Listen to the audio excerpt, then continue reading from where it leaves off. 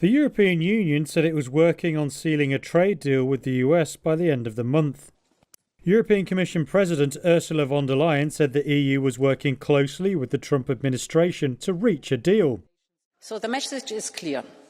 We stick to our principles, we defend our interests, we continue the work in good faith, and we get ready for all scenarios.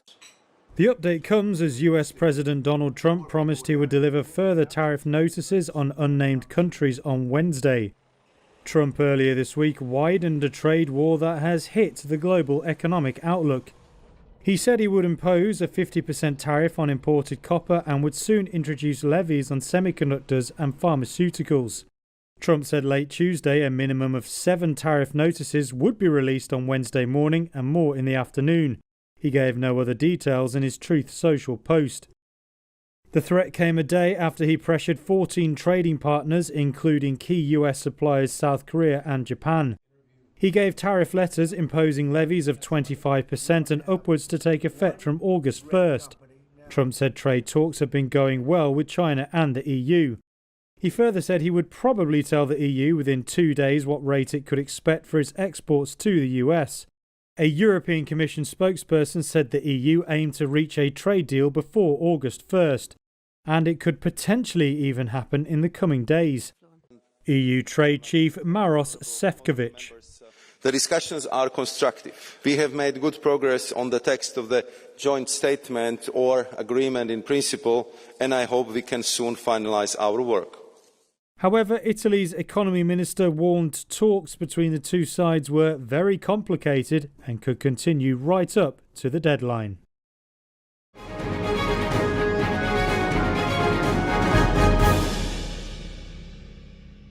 How realistic do you think a ceasefire is this week? Well, we're talking about Gaza for the most part. I think we have a chance this week or next week. Not definitely. There's nothing definite about war and Gaza and all of the other places that we all deal with so much. But there's a very good chance that we'll have a settlement, an agreement of some kind this week and maybe next week if not. Axios says a secret White House meeting between Steve Witkoff, Ron Dermer, and a Qatari envoy on Tuesday led to significant progress in the negotiations over the Gaza hostage and ceasefire deal. What can you tell us about this secret meeting? It's very possible. I will tell you we're getting very close to a deal. I don't know if it's secret or not secret, but it doesn't matter to me. Secret's fine if it gets us to where we want to be. We want to have a ceasefire. We want to have peace. We want to get the hostages back. And I think we're close to doing it.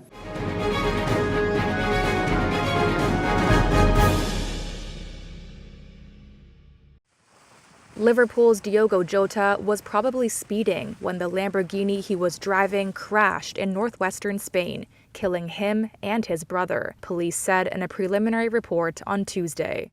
The forensics team is analyzing marks on the asphalt left by one of the car's wheels that suggest a tire burst and whether that and excessive speed caused the crash, police said. Once the investigation is complete, police will send the report to a local court before it's made public. The Portuguese forward's death at 28 sent shockwaves through the world of soccer and beyond. Jota and his brother Andre Silva were believed to have been driving to a ferry in Spain to travel to Britain when their Lamborghini veered off the road and burst into flames last week. The siblings were buried in their hometown of Gondomar in northern Portugal on Saturday.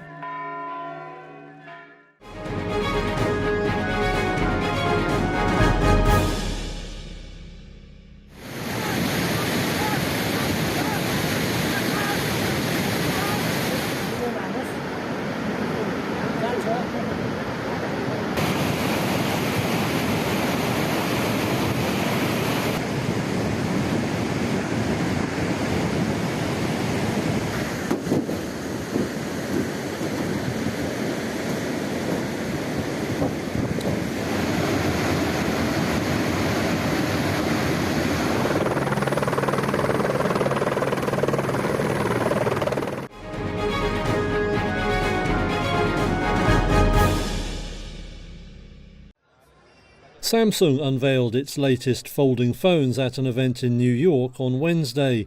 The new devices are premium models, priced from $899 to almost $2,000 in the US. And there is a lot riding on their success.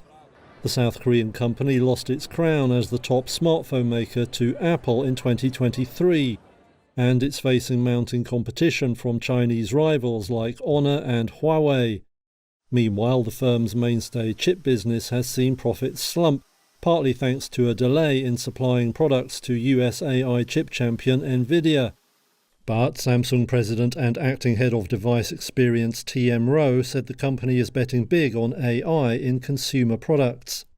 Galaxy AI has become your very own human-like AI companion, elevating the way you connect, create, and live every single day. Samsung wants to take a leading role in artificial intelligence by partnering with major players like Google. At the same event, it launched smartwatches fitted with the tech giant's Gemini AI assistant.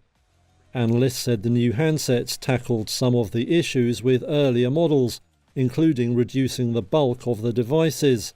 Some said the slim new phones would help give Samsung's whole range a premium sheen.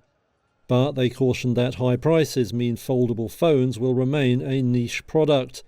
Right now, they account for just 1.5% of the smartphone market, according to data from research firm IDC.